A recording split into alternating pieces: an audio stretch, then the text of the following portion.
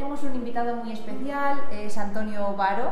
Antonio es veterinario, uno de los veterinarios responsables de la medicina interna del Hospital Veterinario Retiro, y además está en proceso de acreditación de ABEPA en medicina interna. Sí. Y hoy vamos a hablar de algo que a mí me interesa mucho porque la oncología es una especialidad que colabora con muchas otras especialidades, y yo creo que la medicina interna es una de las especialidades con las que colabora más intensamente. Es muy importante porque el fin de tratar pacientes oncológicos no es solo hacer muy buenos diagnósticos o decidir los mejores tratamientos, sino al fin y al cabo es que nuestros pacientes vayan bien y que tengan buena calidad de vida. En primer lugar, muchas gracias por invitarme al canal, y en segundo lugar, pues estoy totalmente de acuerdo en ese sentido. Es decir, son especialidades que van de ir cogidas de la mano o deben de ir cogidas de la mano, tanto en el diagnóstico como luego en el posterior tratamiento. Por lo mismo que estabas comentando, son pacientes que en muchas ocasiones son pacientes geriátricos, multipatológicos. Es cierto que están diagnosticados de una neoplasia,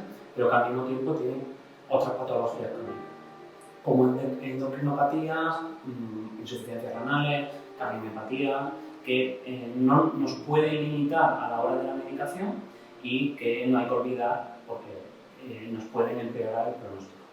Exacto.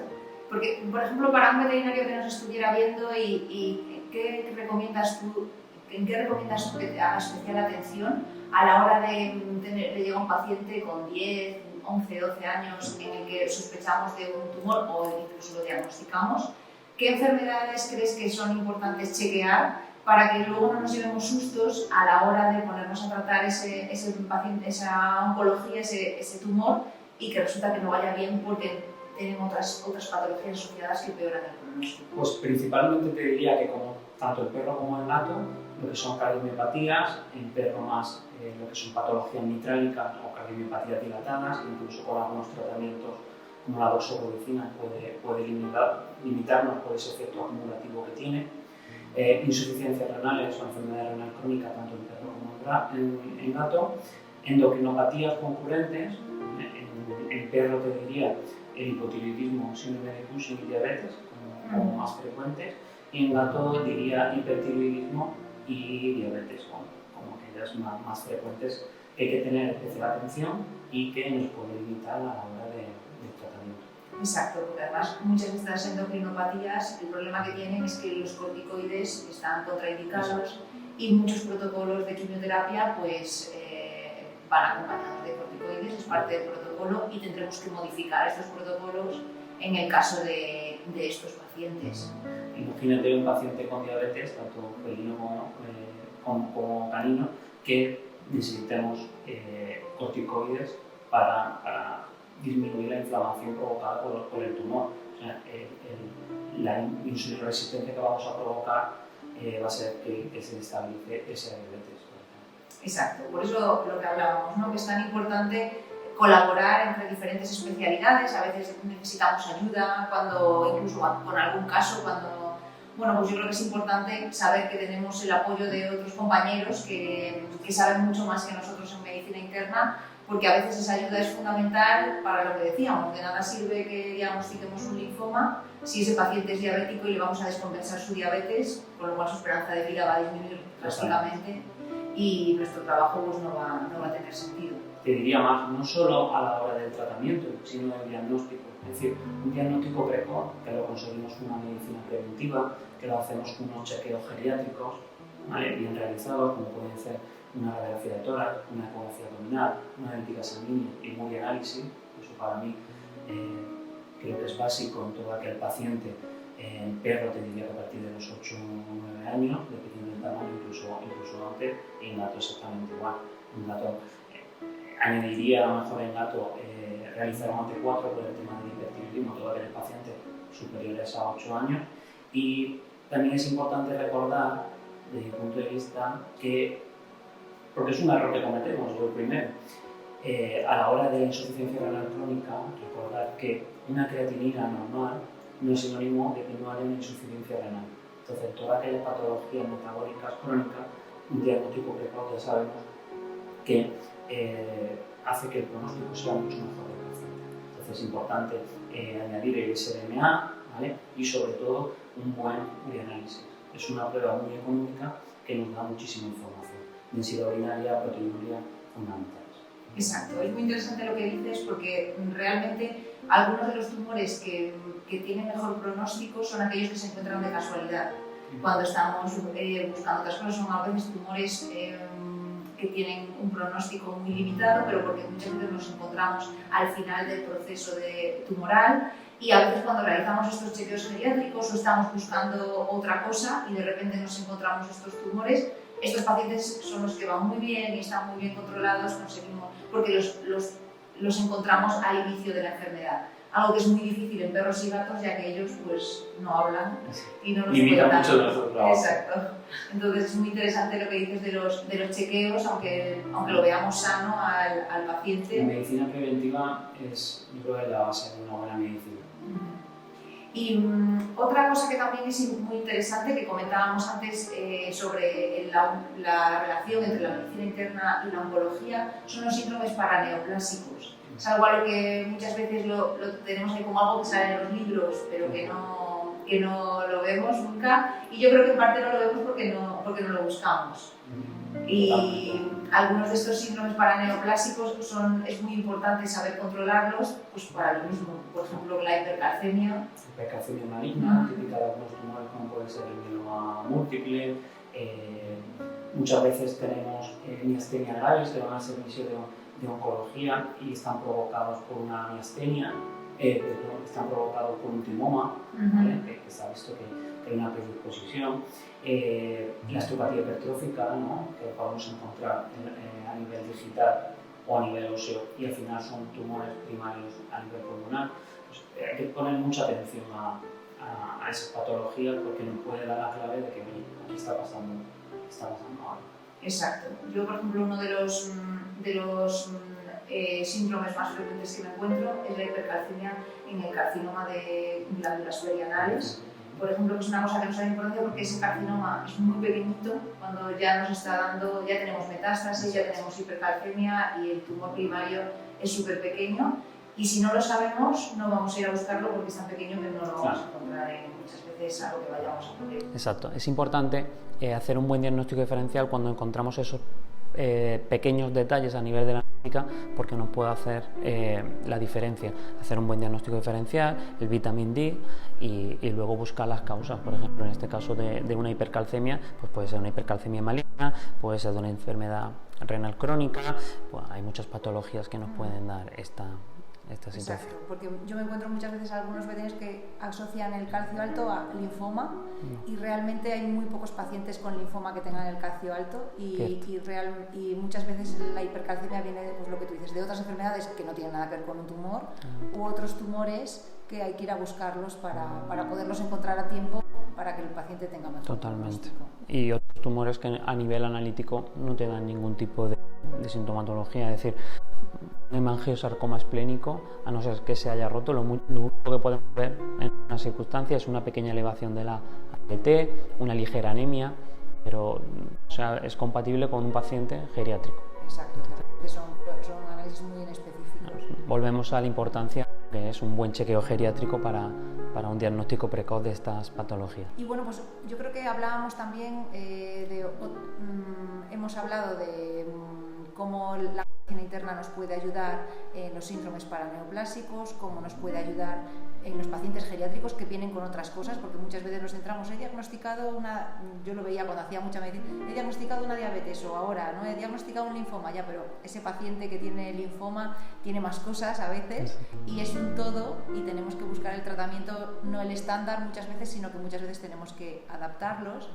Y yo creo que otra cosa donde la medicina interna es muy importante es en llegar al diagnóstico, porque muchos tumores son todo un reto para diagnosticarlos. A veces un hemangiosarcoma esplénico, bueno, pues haces la ecografía y te lo encuentras. Un osteosarcoma ahí está también.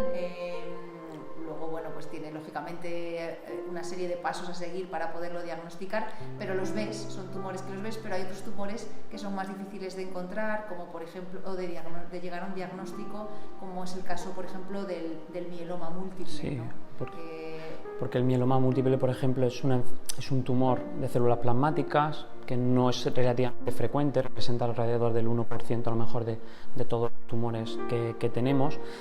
Y bueno, la sintomatología puede ser súper inespecífica. De hecho, tuvimos un caso hace poco que vino por epistasis, ¿vale? Es decir, esa epistasis era secundaria al síndrome de hiperviscosidad que se provoca por esa elevación de las proteínas a nivel sanguíneo, ¿vale? A lo mejor luego hay otro tipo de mielomas múltiples que vienen con lesiones osteolíticas, que a lo mejor pum, se te ilumina la bombilla y es más fácil el diagnóstico. Pero en este caso, fíjate, una epistasis de un paciente de 8 años, a lo mejor, dependiendo de la localización a nivel de España, podrías pensar que podría ser un problema de trombocitopenia, lismania.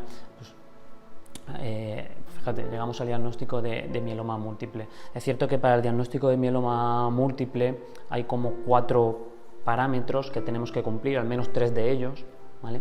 Uno es encontrar las proteínas de Ben-Jones en orina, otros son las lesiones osteolíticas, ¿vale?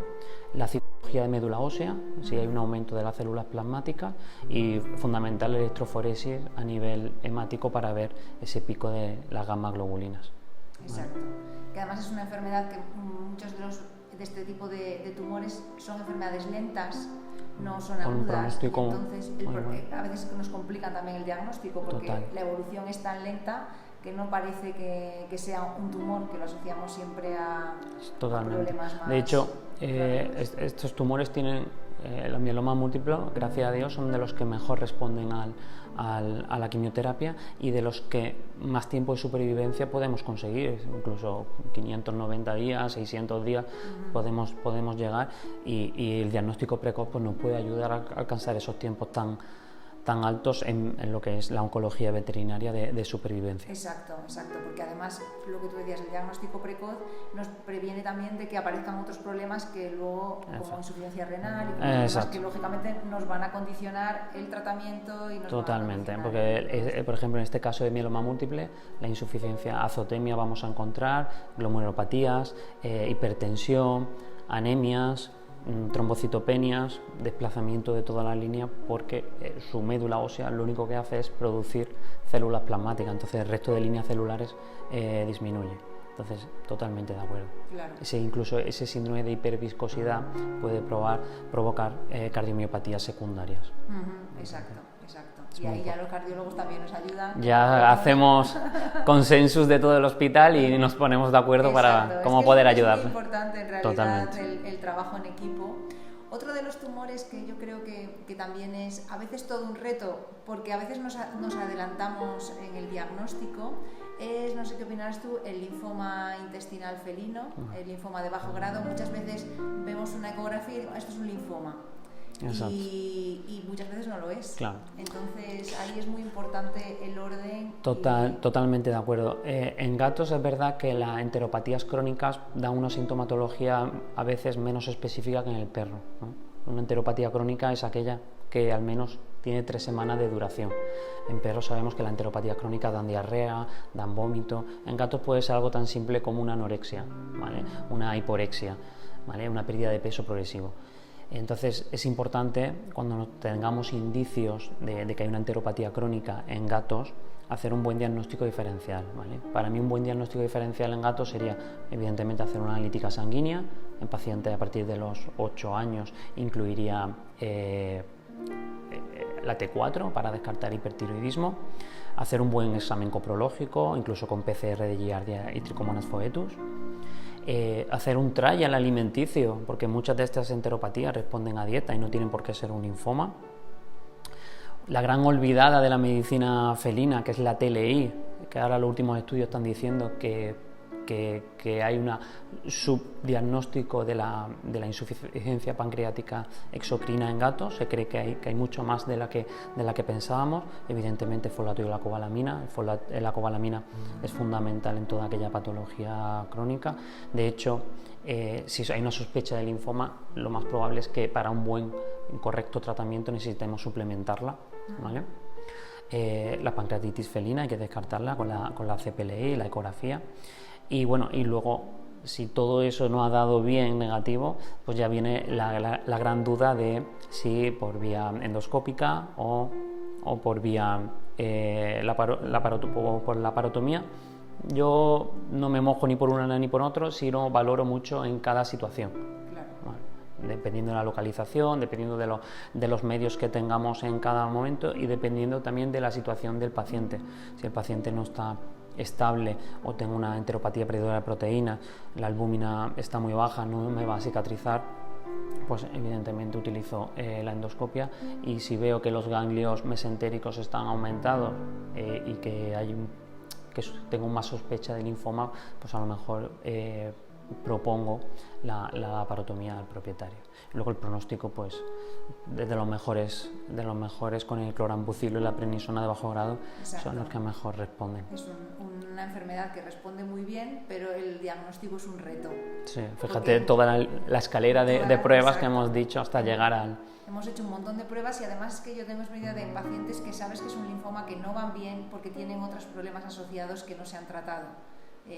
Toxoplasma, giardias, pancreatitis crónica, y es muy importante tratarlo todo. Exacto. Para que vayan bien estos pacientes. No olvidar que un paciente puede tener más de una patología. O sea, muchas veces decimos, vale, he diagnosticado el linfoma de bajo grado. Ya, pero es que este paciente puede tener otra patología, ¿vale? Los pacientes multipatológicos son relativamente frecuentes, sí. Y más cuando son pacientes geriátricos, entonces es muy importante no decir, bueno, ya lo tengo todo hecho, se lo paso al oncólogo. No, hay que seguir trabajando porque a lo mejor el oncólogo te dice, oye, estoy dando el tratamiento, no hay una buena respuesta, está pasando algo más. Claro. Por eso un paciente con enteropatía crónica felina no me puedo ir directamente a proponer una endoscopia o una biopsia, ¿no? Tengo que hacer todo, es importante. Exacto, yo creo que aquí es muy importante un trabajo mental nuestro, porque muchas veces, claro, todo este árbol diagnóstico lógicamente significa un incremento del presupuesto. Exacto. Hasta la hora de llegar y hay que explicarlo muy bien para que nuestros clientes lo entiendan y entiendan la necesidad de hacer las cosas Totalmente. Bien para poder llegar a un buen diagnóstico, porque si nos quedamos a medias por ahorrar, muchas veces a lo mejor es que nunca llegamos a controlar al paciente. Exacto. Y ese es el riesgo y nosotros muchas veces nos limitamos en este aspecto, yo creo. Yo totalmente de acuerdo. Yo veo dos grandes problemas. Muchas veces el problema económico, ¿vale? O el no expresar bien al propietario la importancia de hacer esa escalera. Yo siempre me gusta dedicar 5 o 10 minutos al propietario y explicar, oye, el primer step, el primer paso es hacer una analítica y el último es hacer la endoscopia. Si yo me salto muchos escalones, lo más probable es que me caiga, no llega a un buen diagnóstico, ¿vale? Eso es un error que cometemos, y el segundo error que cometemos es diagnosticar al paciente antes de que entre por la puerta. Eso es otro error profesional que cometemos con relativa frecuencia, típica cita de gato que pierde peso de 12 años, que viene de otro sitio y no sabe lo que le pasa, pues ya directamente se te va la mente. Y eso es un error, y yo soy el primero que lo comete. Y es importante hacer hincapié en el diagnóstico diferencial y hacer toda la lista de pruebas, porque a lo mejor no es un linfoma, es otra cosa. Exacto. Pues qué interesante, muchas gracias, Antonio. Nada, ha sido un placer. La verdad que ha sido un placer que te hayas ofrecido para hablar aquí en el canal de YouTube, para poder hablar de la importancia, que yo creo que es fundamental, de la medicina interna y sobre todo la importancia de colaborar con otros compañeros cuando no sepamos algo y preguntar, porque tenemos un montón de compañeros como tú, por ejemplo, pues que les gusta su especialidad, que se forman y que lógicamente uno no puede saber de todo y necesitamos ayudarnos, pues lo que decíamos antes, ¿no? Y ahora entra el cardiólogo y ahora Exacto. Cada uno pues sabe más de un área y trabajando todos juntos es como conseguimos que nuestros pacientes lleguen a mejor puerto. Sí, y además en los últimos años la especialización veterinaria yo creo que es la clave, que estamos avanzando mucho y el trabajar en equipo nos está ofreciendo una mejor medicina. Uh-huh. y eso se nota en las técnicas y en los avances que estamos consiguiendo en los últimos 15-20 años. Claro, genial. Bueno, pues muchas gracias, Antonio. Gracias a ti, Sofía. Gracias también al Hospital Retiro por habernos dejado este espacio tan bonito para hacer este vídeo de YouTube. Y aquí nos despedimos hasta la próxima ocasión. Espero que os haya resultado tan instructivo como a mí. Muchas gracias.